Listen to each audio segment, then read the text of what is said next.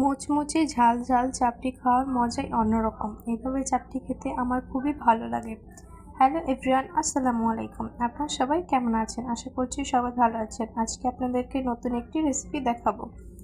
এখানে আমি কাঞ্জি চাল ভিজিয়ে নিয়েছিলাম। যে কোনো চালই অনেক দিন ভিজিয়ে রাখলে টকটক হয়ে যায়, তার জন্য এই চালের নাম বলা হয়েছে কাঞ্জির চাল। আপনাদের ওইখানে কীরকম নামে পরিচিত অবশ্যই কমেন্টে বলে যাবেন।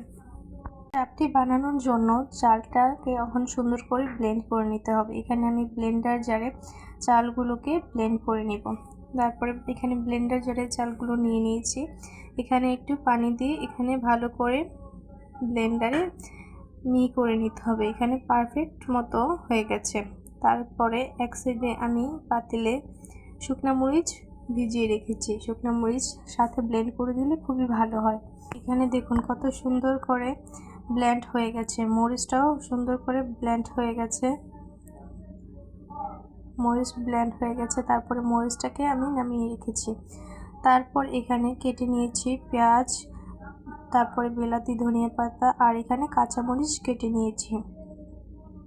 তারপরে এখানে আমি একসাথে নিয়েছি। তারপরে এখানে দিয়েছি বিলাতি, ধনিয়া পাতা, কাঁচামরিচ আর পেঁয়াজটা দিয়ে ভালো মতো মেখে নিতে হবে। আপনার ইচ্ছা হলে এখানে কাঁচামরিচ না দিতে পারেন, কিন্তু কাঁচামরিচটা দিলে ফ্লেভারটা খুবই সুন্দর আসে।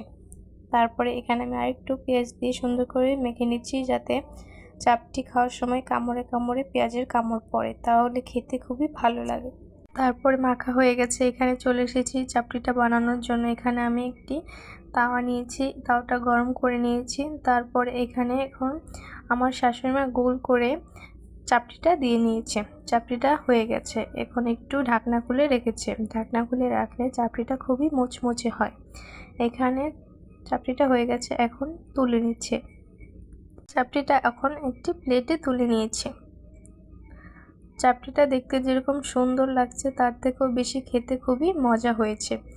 দেখুন এখানে আমি খেয়ে নিচ্ছি। আমার ভিডিওটা কেমন লাগলো অবশ্যই কমেন্টে বলে যাবেন। আল্লাহ হাফেজ সবাইকে।